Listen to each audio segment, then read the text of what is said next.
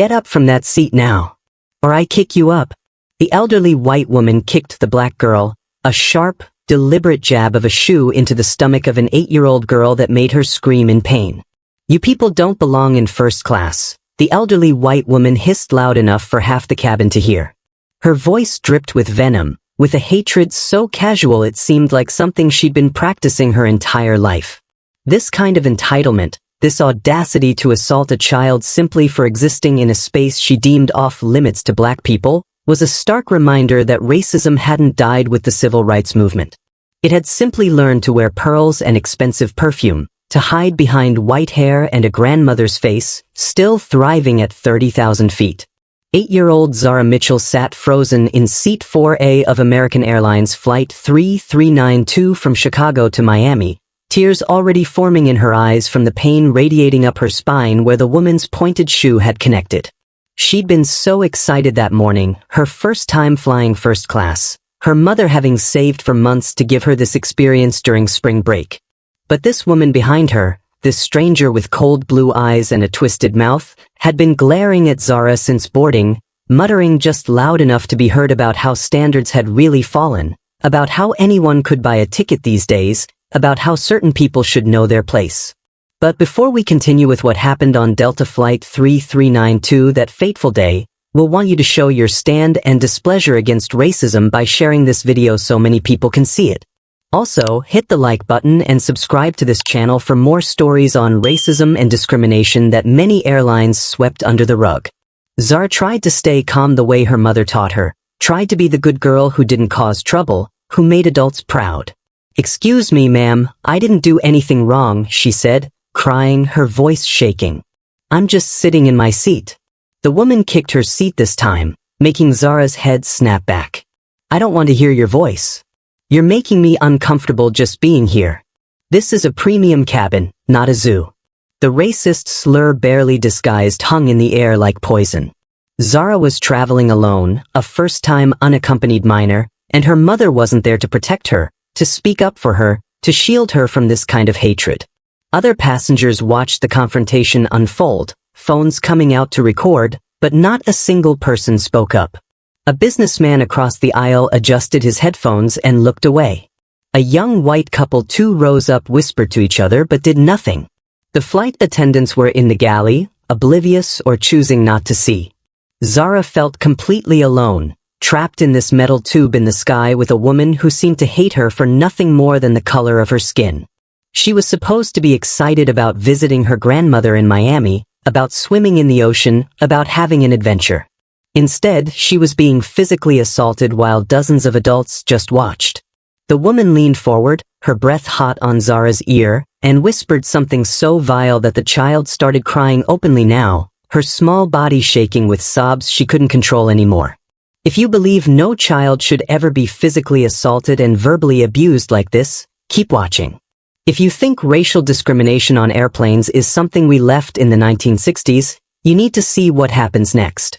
And if you've ever been treated like you don't belong somewhere because of how you look, drop a comment below and tell us your story.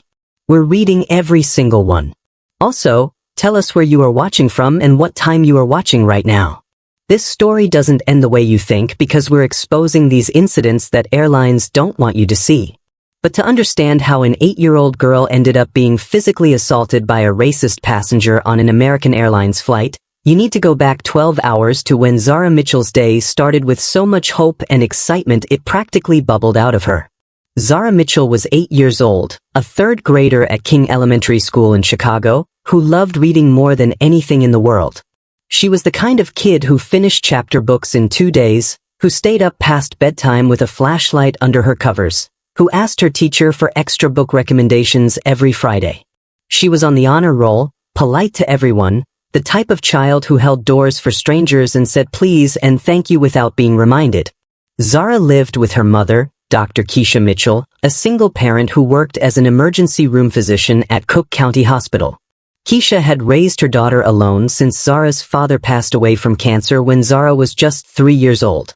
It had been the two of them against the world ever since, and Keisha made sure her daughter knew she was loved, protected, and capable of achieving anything she set her mind to. This trip to Miami mattered more than any vacation they'd ever planned. Zara's grandmother, Keisha's mother, Dorothy, had turned 75, and the whole family was gathering to celebrate. Dorothy had been a freedom rider in the 60s, had marched with John Lewis, and had been arrested twice for sitting at whites-only lunch counters in Alabama. She'd raised Keisha to be strong, to know her history, to never accept being treated as less than. Now Zara was flying alone for the first time as an unaccompanied minor, and Dorothy couldn't wait to see her grandbaby walk off that plane by herself, independent and brave. Keisha had worked double shifts for 3 months to afford first-class tickets because she wanted Zara's first solo flight to be special, comfortable, memorable for all the right reasons. That morning, Keisha had woken Zara at 4, made her favorite breakfast of chocolate chip pancakes, helped her pack her backpack with books and snacks, and her favorite stuffed elephant named Peanut that her father had given her before he died. She'd braided Zara's hair the night before, put her in a pretty purple dress with white sneakers, and made sure she looked neat and presentable because Keisha knew the world judged black children more harshly and required them to be twice as good to receive half the respect. They'd taken an Uber to O'Hare Airport, singing songs together in the back seat, Zara asking a million questions about flying, about clouds, about how planes stayed in the air. At the airport, check-in went smoothly. The gate agent had been kind, explaining the unaccompanied minor procedure, giving Zara her special lanyard and paperwork. Security was normal. They waited at the gate together, Keisha going over the rules one more time. Stay in your seat. Be polite to the flight attendants. Call grandma as soon as you land.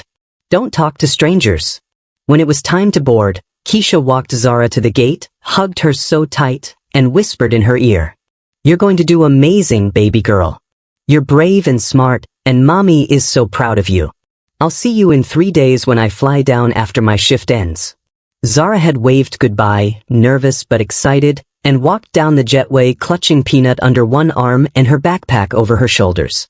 The plane was beautiful inside, newer than she'd expected, with big leather seats and screens in the headrests. A friendly flight attendant named Robert helped her find seat 4A, a window seat, and showed her how the seatbelt worked. Another attendant named Maria brought her apple juice without being asked and told her to press the call button if she needed anything. Everything felt magical, grown up, special. Then the woman boarded. She looked like somebody's grandmother, maybe 65 years old, with perfectly styled white hair, expensive-looking clothes, pearl earrings, and a designer handbag.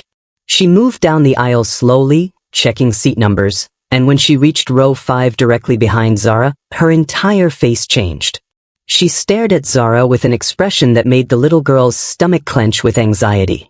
The woman looked at Zara's ticket displayed on the armrest screen, looked at Zara's dark skin, looked at the first-class cabin around them, and her mouth twisted into something ugly. She didn't say anything at first, just settled into her seat with exaggerated sighs and eye rolls, muttering under her breath about standards and quotas and how everything was going downhill. Zara tried to focus on her book, tried to ignore the bad feeling creeping up her spine. But then the woman kicked her seat the first time, not accidentally, but deliberately enough that Zara knew it wasn't an accident. She turned around. "Excuse me, ma'am, could you please not kick my seat?" The woman's eyes went cold. "Don't tell me what to do, little girl. Mind your business." Zara faced forward, heart pounding, and that's when the real nightmare began. A few minutes later, the woman kicked her again. This time it was her stomach, a sharp, deliberate blow that knocked the wind out of her lungs and left her gasping for air. The woman had reached through the gap between the seats and used her foot to jab Zara hard in the abdomen, the pointed toe of her expensive shoe connecting with force that could only be intentional. Zara doubled over, clutching her stomach, tears streaming down her face from pain and shock. "That hurt," she whimpered, turning around to face her attacker. "Why did you do that?" The woman's face was a mask of cold satisfaction. "I didn't touch you," she said loudly, making sure nearby passengers could hear. "You're making things up for attention." Typical. Zara's hands shook as she unbuckled her seatbelt and stumbled into the aisle, looking for help, looking for an adult who would believe her, who would protect her. She found a flight attendant near the galley, the same woman named Maria who'd been kind during boarding. "Maria, please, someone kicked me really hard. That lady in row 5. She hurt me." Zara lifted her purple dress slightly to show the red mark already forming on her brown skin, evidence of the assault that had just occurred. Maria looked uncomfortable, glanced back at the woman who was now reading a magazine as if nothing had happened, a picture of innocence. Honey, are you sure? Maybe you just bumped into something. The woman in question is a platinum member, flies with us all the time. I'm sure there's been a misunderstanding. But I'm not lying, Zara insisted, her voice breaking. She really kicked me. It hurt so bad. Can you please ask her? Maria sighed like Zara was being difficult, walked back to row 5, and spoke quietly to the woman. The woman's response was loud enough for everyone to hear. That child is clearly disturbed. I haven't moved from my seat. She must be mad or looking for attention. Perhaps she shouldn't be flying alone if she's going to make up stories and cause disruptions. Mad disturbed. Making up stories. The words hung in the air like an indictment, and Zara watched in horror as passengers around her nodded in agreement, as if an 8-year-old child would invent being assaulted for fun. Maria returned to Zara with a patronizing smile. Sweetie, I think you should return to your seat and try to rest. Sometimes flying can be overwhelming for children. If you continue to cause problems, we'll have to contact your mother, and there may be consequences. Zara stood there stunned, realizing that no one was going to help her, that this woman had assaulted her and was going to get away with it because adults believed other adults over children, because white women's words carried more weight than a black child's truth. She returned to her seat defeated, curled up with Peanut, trying to make herself as small as possible. 30 minutes passed in tense silence. Then the woman kicked her again, this time even harder, and leaned forward to whisper words so venomous they felt like poison. You don't belong here, little monkey. Your kind should be in the cargo hold with the other animals, not in first class with civilized people. You smell bad. You're dirty. Go back to where you came from. The racial slurs, the dehumanization, the pure hatred in her voice made Zara sob openly now, her small body shaking with a trauma she was too young to fully understand but would carry forever. And that's when the other passengers joined in. A white man across the aisle muttered loud enough to be heard, "These people are always playing the victim. Always claim racism when they don't get their way." A woman 2 rows up added, "She's probably one of those diversity quota kids. Parents probably can't even afford first class, but they got some special treatment." Another passenger, a younger white woman, actually laughed. "She's being so dramatic. That lady barely touched her, and she's acting like she was attacked. Classic reverse racism. Always making white people out to be the bad guys. Reverse racism." The accusation was so absurd, so backwards, that Zara couldn't even process it. She was the one being physically assaulted, verbally abused, and racially degraded, and somehow she was the problem. Somehow her blackness, her very existence, was the real offense. A businessman nearby shook his head in disgust, not at the woman who'd assaulted a child, but at Zara. Kids these days have no respect. No discipline. She's clearly not in her right mind. Should probably be removed from the flight before she gets more hysterical. Zara realized with crushing despair that she was utterly alone, surrounded by dozens of adults who watched a child being terrorized and chose cruelty over compassion, choosing to mock her suffering rather than defend her humanity. Her mother's voice echoed in her head from that morning. Be polite. Be good. Call if you need help. But what happened when you called for help and nobody came? What happened when being good wasn't enough because the world had already decided you were bad simply for being black? She needed her mother. She needed her mother right now. Have you ever been in a situation where you knew someone was treating you unfairly, but you felt powerless to stop it? Drop a comment if you've experienced discrimination like this. How did you handle it? Zara sat trembling in her seat, her stomach still aching from the kicks, her heart breaking from the cruelty of every adult around her who'd chosen to mock her instead of help her. She looked around the cabin desperately, searching for one kind face, one person who might believe her, who might let her use their phone to call her mother. Most passengers avoided her eyes, uncomfortable with her tears but unwilling to get involved. But then she saw him, an older black man in row 2 who'd been watching everything with an expression of deep sadness and recognition on his face. "Excuse me, sir," Zara whispered, her voice hoarse from crying. "Please, Can I borrow your phone? I need to call my mom. The man's eyes filled with tears, and he nodded immediately, pulling out his cell phone and handing it to her without hesitation. Of course, baby girl. Call your mama right now. The woman in row 5 saw this and raised her voice again. She's bothering other passengers now. This is getting ridiculous. Someone needs to restrain this child. But the man turned around and fixed her with a look so fierce that she actually leaned back. That child has been assaulted and terrorized for the past hour while all of you watched and did nothing. Be quiet and let her call her mother. Zara's fingers shook as she dialed the number she'd memorized since she was 4 years old. It rang once, twice. Then her mother's voice came through, professional and calm because she was at work. Dr. Mitchell is speaking. Mommy, Zara sobbed, and that single word carried so much pain that Keisha's entire body went cold. Baby? Baby, what's wrong? What happened? A lady kicked me, Mommy. She kicked me in my stomach really hard, and nobody believes me. She called me names, bad names, and everyone is laughing at me and saying I'm lying. Mommy, please come get me. Please. I want to come home. The phone nearly slipped from Keisha's hands. She was in the middle of her shift in the emergency room, but nothing, absolutely nothing, mattered more than her daughter sobbing in terror on a plane full of adults who'd failed to protect her. Where are you right now? Are you still on the ground? Yes, Zara hiccuped. We haven't taken off yet. They're doing some maintenance check or something. We're still at the gate. Good, Keisha said, and her voice shifted into something hard and dangerous that Zara had never heard before. Mommy's coming right now. Don't you move. Don't you let them make you get off that plane. I'm coming for you, and I'm coming for everyone who hurt my baby. Keisha ripped off her white coat, grabbed her purse, and ran out of the emergency room, yelling at her colleagues that she had a family emergency. She was still in her scrubs as she jumped into her car and drove like her life depended on it back to O'Hare Airport, calling the airline frantically, demanding to speak to a supervisor, to a manager, to anyone with authority. My 8-year-old daughter is being assaulted on your aircraft right now. Flight 3392. If that plane takes off before I get there, I will sue this airline into bankruptcy. Do you understand me? Hold that plane. Back on the aircraft, 20 minutes had passed since Zara's call. The flight attendants had been notified that the child's mother was en route and demanding the flight be held, and they were clearly annoyed by the disruption. The woman in row 5 was getting angrier by the minute. This is absurd.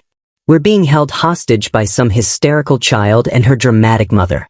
I have a connection to make. Just remove her and let's go. Other passengers murmured agreement, their inconvenience apparently more important than a child's safety. Then the gate door opened, and Keisha Mitchell stormed onto that aircraft like a force of nature.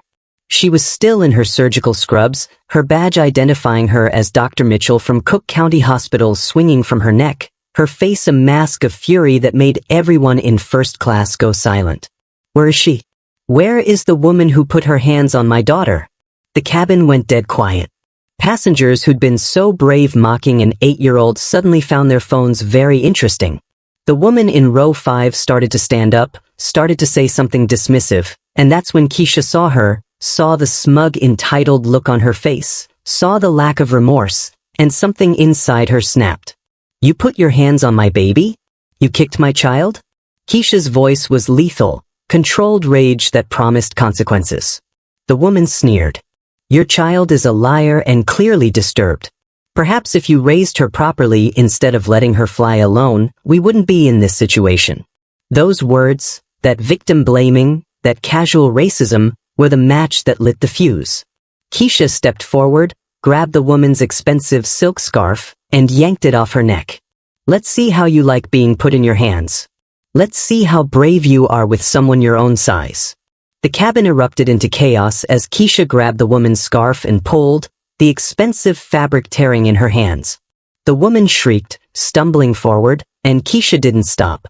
She reached for the woman's designer blazer, yanking at the buttons, trying to strip away the layers of respectability that this racist had hidden behind while terrorizing a child.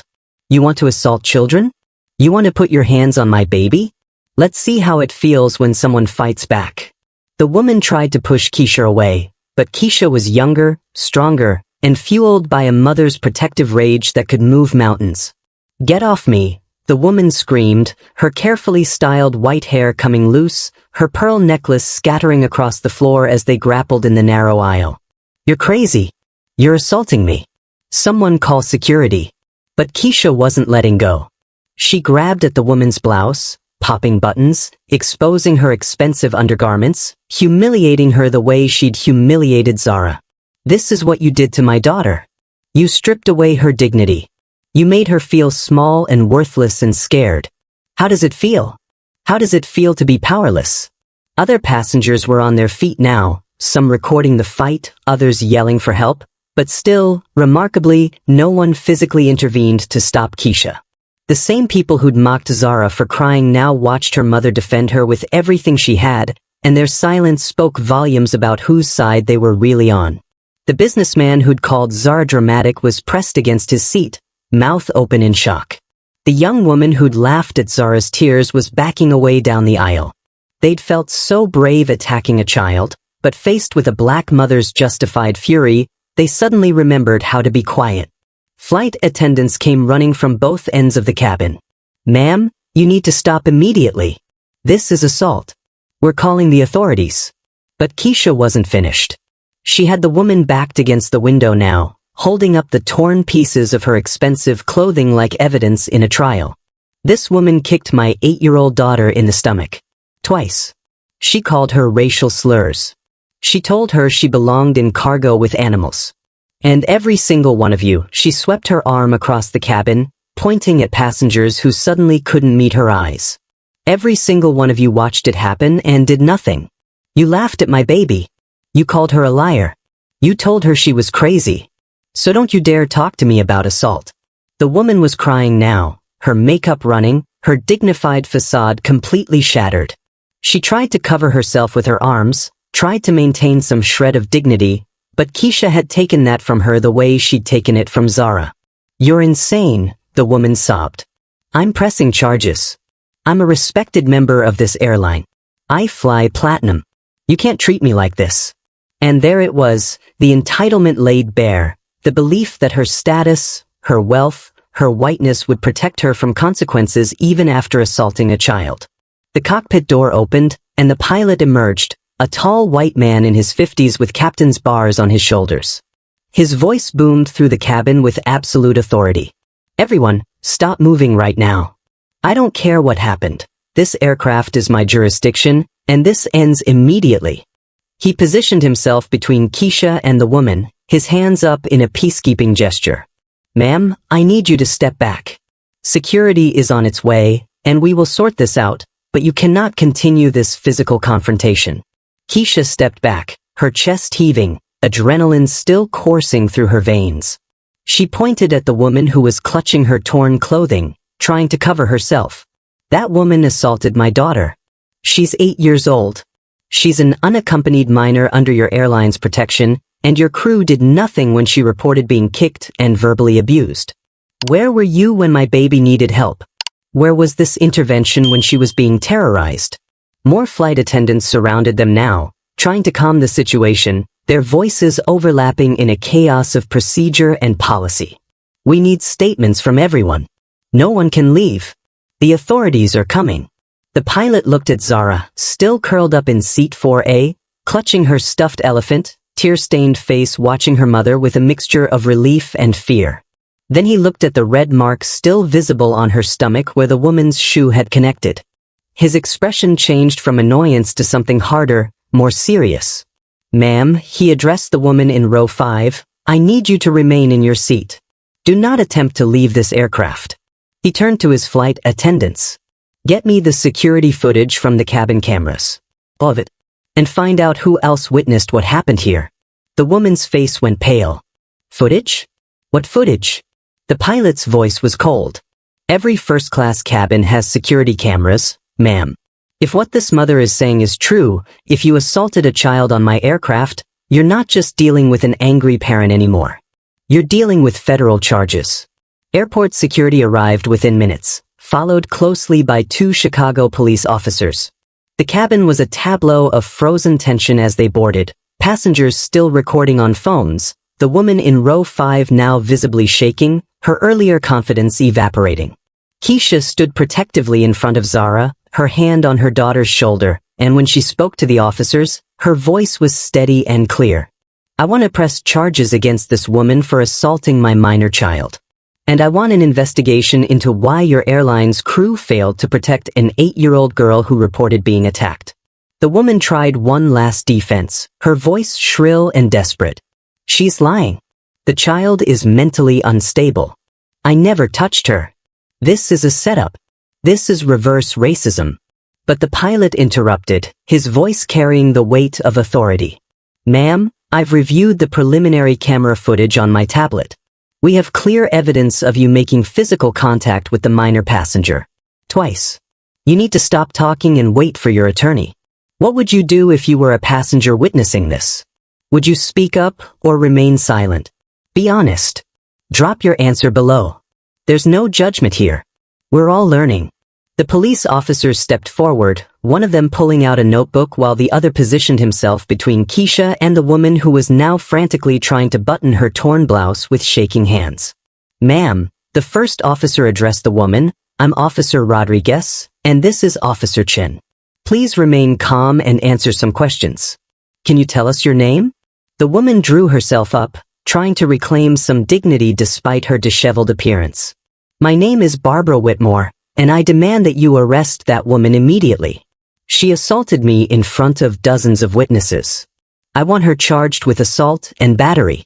Officer Rodriguez nodded slowly, writing down her name, and something flickered in his eyes like recognition. Before we get to that, Ms. Whitmore, we need to address the allegations that you physically struck a minor child. Multiple witnesses have come forward, and the pilot has mentioned security footage. The woman's face flushed red. That child is a liar. She's been disruptive this entire time, making up stories for attention. I barely touched her seat, certainly never her person. This is all a gross exaggeration from an oversensitive child and her aggressive mother. The pilot stepped forward, tablet in hand. With all due respect, ma'am, that's not what the footage shows. He turned the screen toward the officers. I've queued up 3 separate incidents. First, at timestamp 10:23 a.m., you can see Ms. Whitmore reaching through the seat gap and making contact with the child's torso. The child's physical reaction of doubling over is clearly visible. Second incident at 10:47 a.m., another deliberate kick, this time with more force. The child immediately gets up to report it to the flight attendant. And third, at 11:02 a.m., you can see Ms. Whitmore leaning forward and appearing to speak directly to the child, after which the child begins crying uncontrollably.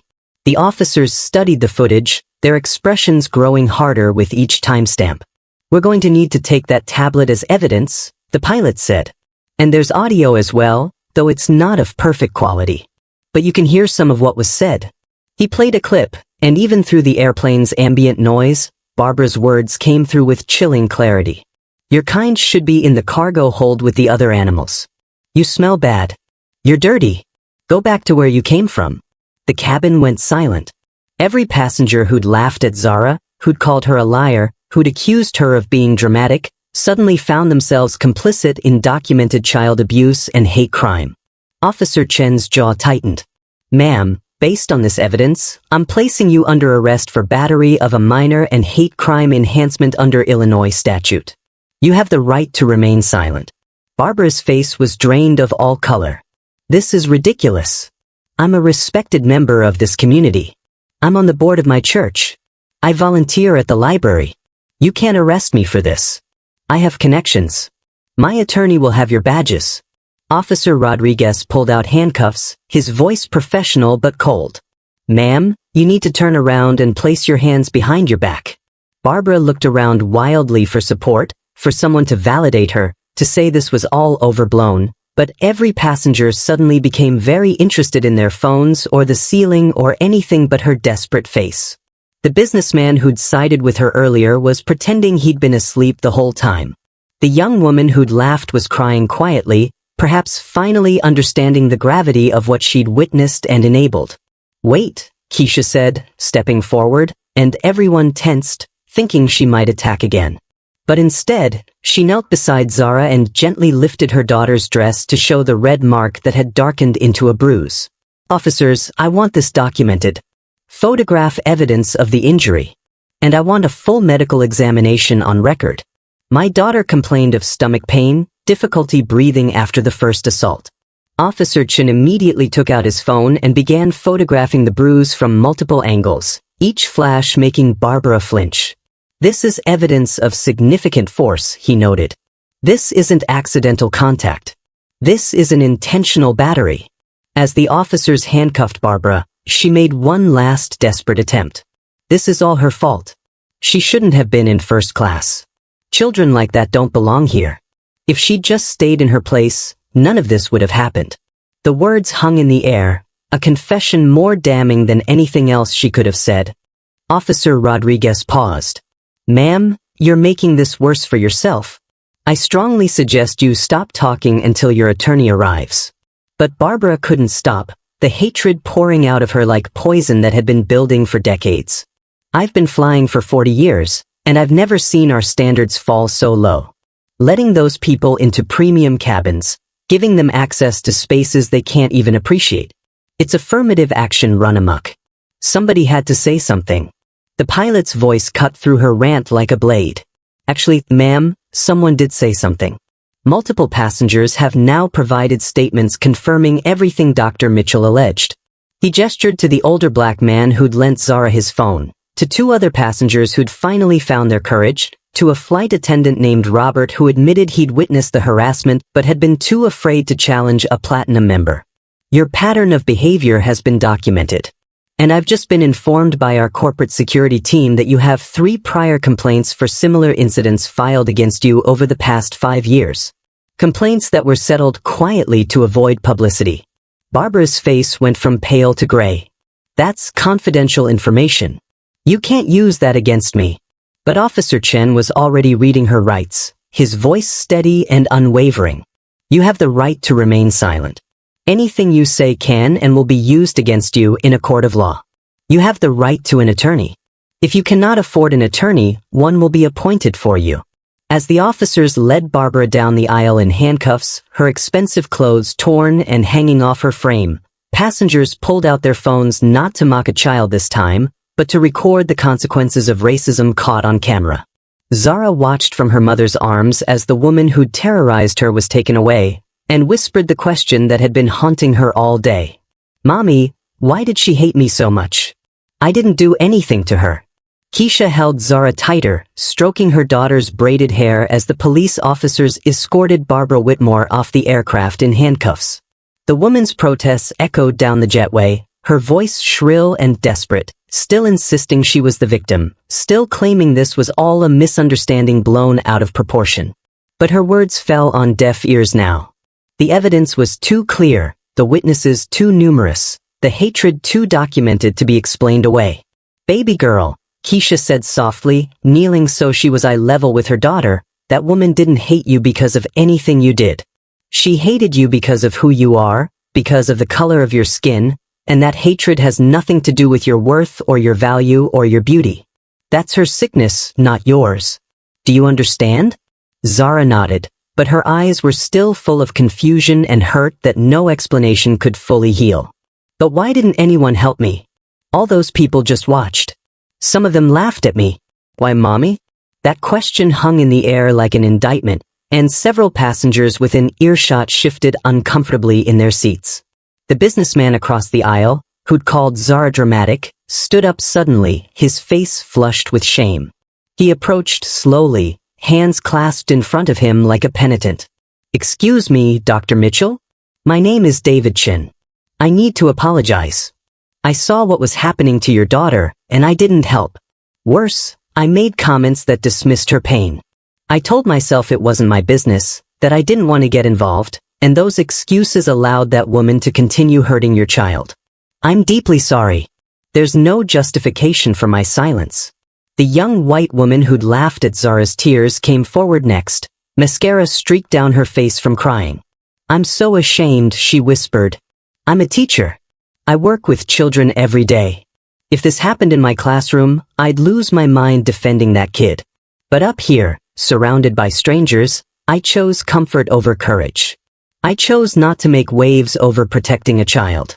Zara, I'm so sorry. You deserved so much better from all of us. One by one, passengers approached to apologize, their words sincere but unable to undo the trauma of abandonment, the knowledge that dozens of adults had watched an 8-year-old suffer and chosen to do nothing until her mother arrived to fight on her behalf. An elderly white woman with tears streaming down her face stopped in front of Zara and said something that cut to the heart of everything. I marched in the 60s, sweetheart. I thought I was one of the good ones because I went to protests and held signs. But today I stayed silent when you needed someone to speak up. I'm 70 years old, and I'm still learning that being against racism isn't enough. You have to actively fight it, even when it's uncomfortable, even when it costs you something. I failed that test today, and I'm so very sorry. The pilot, Captain Morrison, addressed the entire first-class cabin, his voice carrying authority and disappointment. What happened on this aircraft today is unacceptable on every level. A child in our care was assaulted, verbally abused with racial slurs, and her reports were dismissed by crew members who should have immediately escalated the situation. He looked directly at the flight attendant Maria, who was crying silently near the galley. Our unaccompanied minor protocols exist for exactly this reason. When a child reports being harmed, we believe them first and investigate second. That didn't happen today, and there will be consequences for that failure. American Airlines will be conducting a full investigation, Captain Morrison continued. Every passenger on this flight will be interviewed. The footage will be reviewed in its entirety. Ms. Barbara Whitmore will be permanently banned from flying with our airline. Additionally, Dr. Mitchell turned to Keisha. The airline will be covering all medical expenses for your daughter's examination and any follow-up care she needs. We'll also be issuing a formal apology and discussing appropriate compensation for this traumatic experience. Though nothing can truly make this right. Officer Rodriguez returned to the aircraft with an update. Dr. Mitchell, I wanted you to know that Ms. Whitmore is being transported to the station for booking. She'll be charged with battery of a minor, assault, and we're pursuing hate crime enhancements based on the racial language used. The Cook County State's attorney has been notified, and they're taking this very seriously. He paused, then added something that made several passengers gasp. We also ran her information through our system. This isn't her first incident. She has 2 prior arrests for assault, both involving racial components, though the charges were dropped when the victims declined to press forward. One was in 2019, another in 2021. There's a pattern here. Keisha's jaw tightened. So she's been doing this for years and getting away with it. Officer Rodriguez nodded grimly. Unfortunately, but not this time. This time, we have video evidence, multiple witnesses, documented injury, and a victim whose mother happens to be a doctor who knows how to navigate the system. Ms. Whitmore is looking at serious charges that will likely result in jail time, especially with the hate crime enhancement and her prior record. Zara listened to all of this from her mother's lap, her small hands clutching Peanut, trying to process that the woman who'd hurt her was actually going to face consequences, that the system was actually going to hold her accountable. It felt surreal after spending an hour being told she was lying, being told she was the problem, and being mocked for her pain. Mommy, she whispered, is she really going to jail? Can they really punish her for being mean to me? Keisha kissed her daughter's forehead. Yes, baby. What she did wasn't just mean. It was criminal. And this time, she's not going to get away with it. But even as she said those words, Keisha knew the deeper truth. One racist facing consequences didn't fix the system that had protected her for years, that had allowed complaint after complaint to be quietly swept aside, that had taught black children like Zara that their pain mattered less than white comfort. Real justice would require so much more than one arrest. The flight attendant, Robert, who'd stayed silent during the abuse but had finally provided a police statement, approached with genuine remorse in his eyes. Dr. Mitchell, sir, I need to apologize. I saw what was happening, and I chose my job security over a child's safety. I was afraid that challenging a platinum member would get me fired. But that fear doesn't excuse my inaction. I'm going to be requesting additional training on recognizing and responding to discrimination, And I'm going to make sure every crew member I work with understands that no status level excuse is abuse. Keisha looked at him for a long moment, then nodded. Apologies are important. But what matters more is what you do next. Will you speak up the next time you see this happening? Even if there's no mother there to fight? Even if there's no video evidence? Even if it costs you something? Robert met her eyes without flinching. I will. I promise you I will. Would you have apologized if you were one of those silent passengers? What would you say? Sometimes the hardest words are "I'm sorry I didn't help." Drop your thoughts below. The aircraft finally cleared after 2 hours of statements, documentation, and investigation. The flight was canceled, passengers rebooked on later departures, and everyone was inconvenienced by consequences that could have been avoided if even one person had spoken up when Zara first reported being kicked. Keisha carried her daughter off the plane, Zara's legs wrapped around her waist, face buried in her mother's neck, exhausted from trauma that no 8-year-old should ever have to endure. They sat in a quiet corner of the terminal, away from the crowds, away from the stares and the whispers and the phones that had documented everything. Keisha bought Zara hot chocolate and chicken nuggets, comfort food that couldn't heal the wounds, but at least provided something normal, something safe. They ate in silence for a while, Zara mechanically chewing without tasting, her mind clearly somewhere else, processing things too big for her young understanding. "Mommy," Zara finally spoke, her voice small and uncertain, "am I going to be scared to fly now? Am I going to be scared every time I see a white person? I don't want to be scared all the time." Keisha's heart broke at that question, at hearing her daughter grapple with the fear and hypervigilance that racism forces onto black children, stealing their innocence long before they should have to understand the world's cruelty. "Baby girl, it's okay to be scared after what happened today. What that woman did to you was traumatic, and trauma doesn't just disappear because the bad person got arrested. You might have nightmares. You might feel anxious on planes. You might find yourself watching white people more carefully, wondering if they're going to hurt you too. And all of those feelings are valid and real and nothing to be ashamed of." Keisha pulled Zara closer, choosing her next words carefully because she knew they would shape how her daughter understood this experience, how she moved forward in a world that had shown her its ugliest face.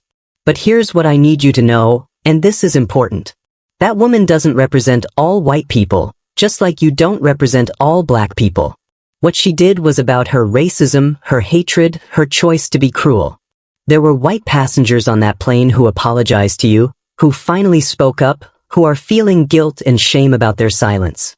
That businessman, Mr. Chin, gave his contact information and said that if you ever need anything, if we need character witnesses for the trial, he'll be there. That teacher who laughed donated money to a children's trauma fund in your name. They're not the same as Barbara Whitmore." Zara nodded slowly, processing. "But they didn't help me when it was happening. They only helped after you came." "Exactly," Keisha said. "And that's the lesson I need you to understand. It's not enough to not be racist. You have to be anti-racist. You have to speak up when you see injustice, even when it's uncomfortable, even when it costs you something, even when the victim can't fight for themselves. Those passengers learned that lesson today, but they learned it at your expense, with your pain, and that's not fair. You shouldn't have had to suffer to teach adults how to be decent human beings." They sat quietly for a moment, watching planes take off and land through the terminal windows, each one a reminder of the journey that had gone so terribly wrong. Keisha thought about her own mother, Dorothy, waiting in Miami for a granddaughter who wasn't coming today, who'd heard about what happened and was probably already planning to fly to Chicago instead. She thought about all the times she'd faced discrimination in her career, in medical school where professors questioned if she was smart enough, in the ER where patients sometimes refused treatment from a black doctor, in everyday life where she was followed in stores and pulled over for driving while black. "Your grandmother used to tell me something when I was your age," Keisha said. "She said that dignity is something nobody can take from you unless you give it to them. Barbara Whitmore tried to strip you of your dignity today. She tried to make you feel less than human, tried to make you believe you didn't belong, tried to teach you that your blackness was something shameful. But baby girl, you never gave her your dignity. You reported what happened. You asked for help. You told the truth even when nobody believed you. You held on to yourself even when the world tried to break you. That strength, Zara." That's the strength that runs through our bloodline, from your great-grandmother who survived Jim Crow, to your grandmother who fought for civil rights, to me navigating racism in medicine, to you enduring what you endured today. But Mommy, Zara whispered, why does it have to be this way? Why do we have to be strong all the time? Why can't we just be normal kids who go on trips and don't have to worry about people hating us? Keisha felt tears threatening because that question had no good answer, no response that would make sense to a child who just wanted to exist without the burden of other people's hatred. We shouldn't have to be strong all the time, she admitted. You should be able to be a normal kid who takes trips and makes mistakes, and just exists without hypervigilance. The fact that you can't, the fact that I have to teach you how to survive racism instead of just letting you be a child, that's the injustice. That's what needs to change. And maybe, just maybe, what happened today will be part of that change. Maybe the passengers who stayed silent will speak up next time. Maybe the airline will actually enforce policies that protect vulnerable travelers. Maybe Barbara Whitmore going to jail will make other racists think twice before assaulting children. Do you really believe that? Zara asked, and Keisha heard the cynicism already creeping into her daughter's worldview, the innocence lost that could never be fully recovered. I have to believe it, Keisha said honestly. Because the alternative is despair, and we don't have the luxury of despair. We have to keep fighting, keep speaking up, keep demanding better, even when we're exhausted, even when it feels hopeless. That's what your grandmother did. That's what I do.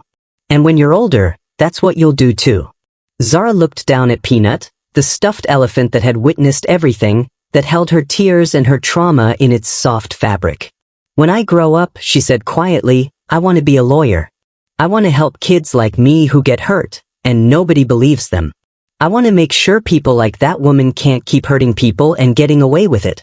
Keisha's heart swelled with pride and broke with sorrow at the same time, proud of her daughter's resilience and devastated that an 8-year-old was already planning a career around surviving trauma. Then that's what you'll be, baby girl. And you'll be amazing at it. Because you'll understand what those kids are going through in a way most lawyers never could. Your pain will have purpose. It already does. They sat there in the terminal for another hour before catching a later flight to Miami, this time with Keisha by Zara's side, a protective shield against a world that had proven itself cruel. The new flight was uneventful, the crew kind and attentive, but Zara barely relaxed, watching every passenger with wary eyes, flinching when anyone moved too close, the trauma response already embedding itself in her nervous system. When they finally landed in Miami and Dorothy met them at baggage claim, the grandmother took one look at her grandbaby's haunted eyes and pulled her into an embrace that spoke of generations of survival, of strength passed down through bloodlines forged in fire. I'm so sorry, baby girl, Dorothy whispered. I'm so sorry the world hasn't changed as much as we fought for it to. But you survived. You spoke up. You're here. And that matters. Do you think racial discrimination can end? What needs to happen to stop this? Drop your honest thoughts below. 3 weeks later, Zara sat in her grandmother Dorothy's living room in Miami, the Florida sun streaming through the windows, warm and gentle in a way that felt like the opposite of everything she'd experienced on that plane. The bruise on her stomach had faded to a yellow shadow, barely visible now, but the invisible wounds remained fresh and raw. She'd had nightmares every night since the incident, waking up screaming that someone was kicking her, that nobody would help, that she was trapped and alone and hated for simply existing. Dorothy sat beside her granddaughter on the couch, holding her hand gently, while Keisha sat on the other side. They'd been avoiding the hard conversation, letting Zara rest and heal and just be a kid for a few weeks. But the trial date was approaching, and they needed to talk about what came next, about whether Zara would testify, about what justice really meant in a world that so often denied it to people who looked like them.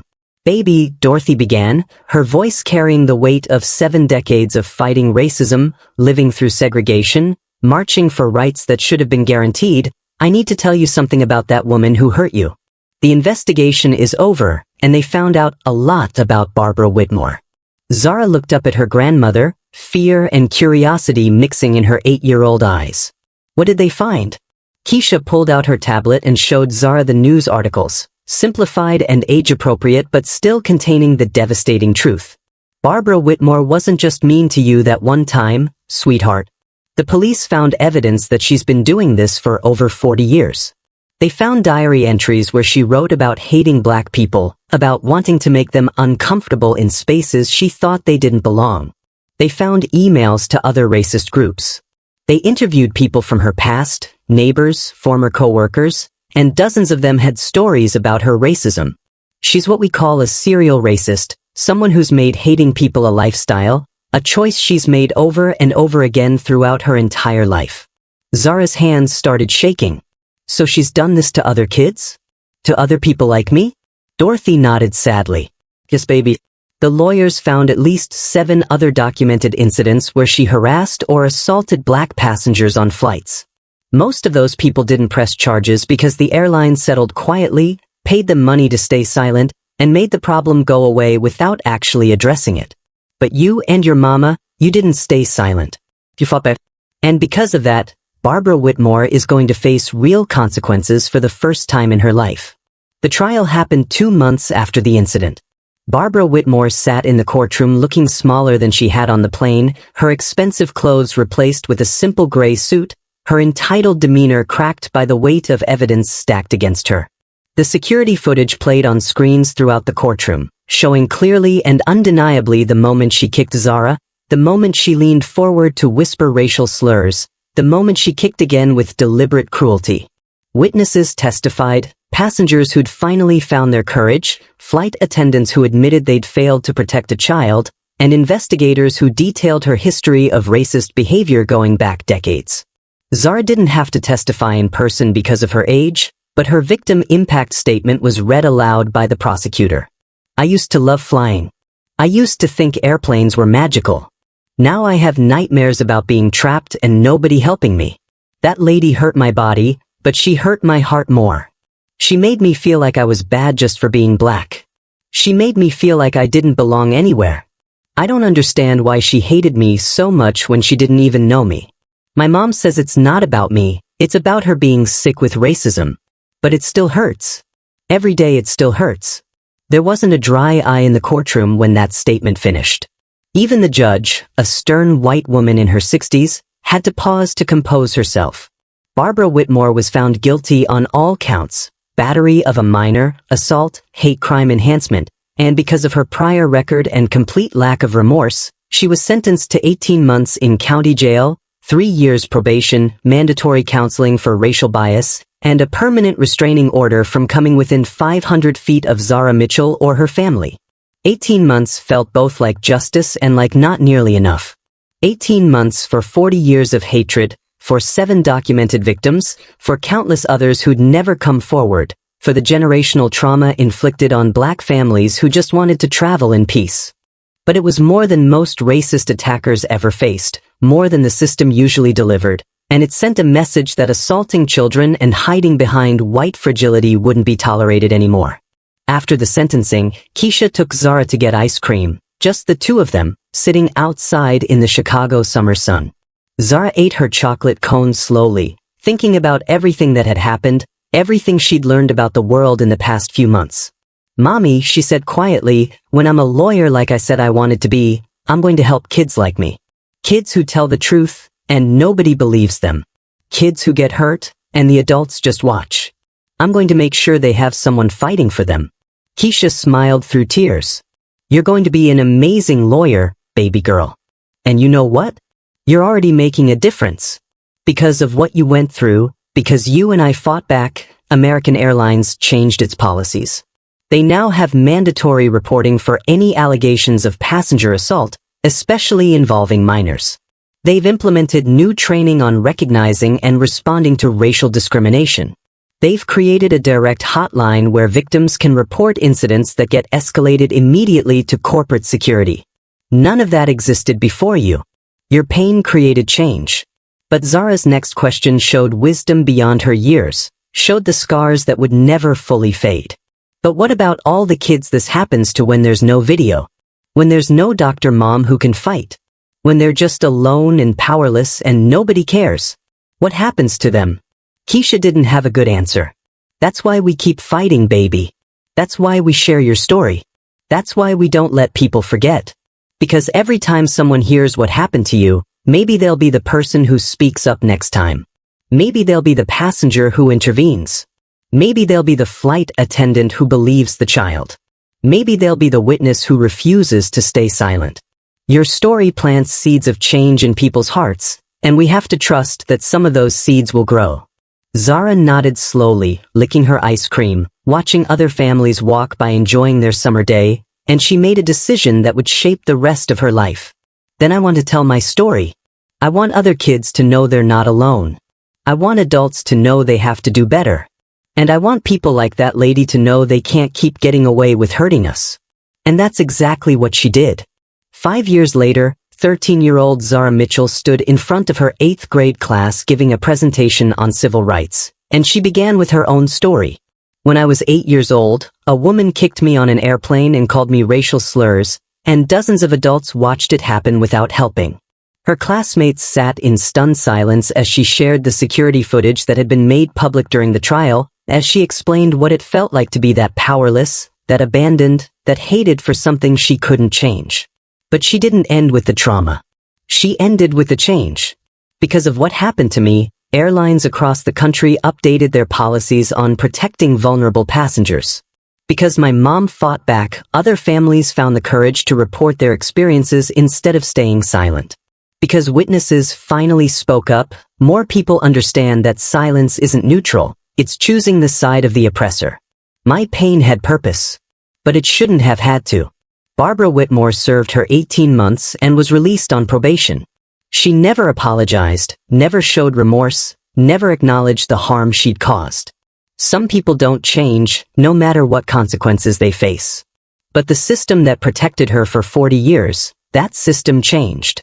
Not perfectly, not completely, but enough that the next child wouldn't have to suffer as long as Zara did before help arrived.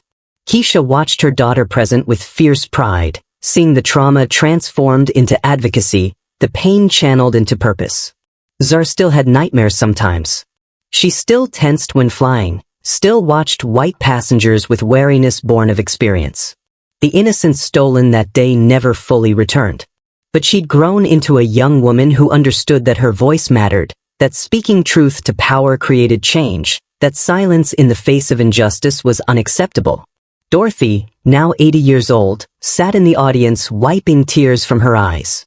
She'd marched in the 60s, believing her generation would end racism, would create a world where her granddaughter wouldn't have to fight the same battles. The fact that Zara had experienced such hatred 50 years after the Civil Rights Act broke her heart. But seeing her great-granddaughter turn that trauma into activism, into education, into determination to build the world that should already exist, that gave her hope. Progress was slower than it should be, more painful than it had to be, but it was happening. One story at a time. One person changed at a time. One policy reformed at a time. Zara's presentation ended with a challenge to her classmates. If you see someone being treated unfairly because of their race, their religion, their identity, anything that makes them different, you have a choice. You can be a bystander who records it for social media, or you can be an upstander who intervenes. You can stay silent and comfortable, or you can speak up and make a difference. What happened to me happened because dozens of people chose comfort. Don't be those people. Be better. The classroom erupted in applause, and several students came forward after class to share their own stories of discrimination, finding their voices because Zara had found hers. So now I want to hear from you. Do you think racial discrimination and prejudice can end? I want your honest answer.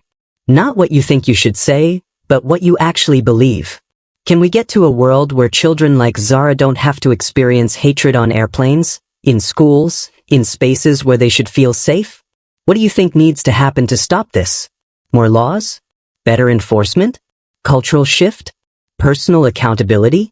Education that starts young? Tell us in the comments what you believe would actually create change.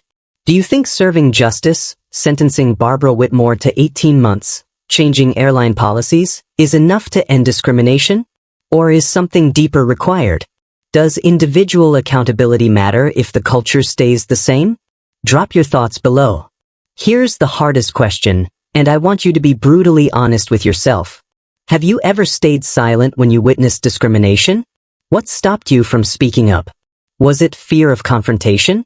Worry about making things worse? Desire to avoid getting involved? And what would it take for you to intervene next time? Because there will be a next time. Discrimination didn't end with Barbara Whitmore's conviction. It's happening right now, somewhere, to someone who needs an upstander instead of a bystander. Drop your answers in the comments. I'm reading every single one. No judgment here. Just an honest conversation about how we build the world Zara deserves, the world all our children deserve. And if you want racism to become a thing of the past in our country and world at large, if you want to be like Zara Mitchell, someone who turns pain into purpose, someone who speaks truth even when it's terrifying, someone who refuses to let trauma define them, then like this video right now. Subscribe to this channel because we're not just telling stories, we're documenting a movement. We're creating a record that says we saw, we witnessed, and we refused to stay silent. We're showing that consequences are possible, that justice can happen, that speaking up matters. Share this video so more people can see it and learn from it. Share it so parents can have conversations with their children about what to do if they witness discrimination. Share it so teachers can use it in classrooms to talk about civil rights and bystander intervention. Share it so other victims know they're not alone, that their stories matter, that fighting back is possible. Every share is an act of resistance. Every comment is a testimony. Every subscription says this matters. Every person who watches and decides to be an upstander instead of a bystander is someone who makes Zara's suffering count for something. Because discrimination thrives in silence. Your voice matters. Speak up.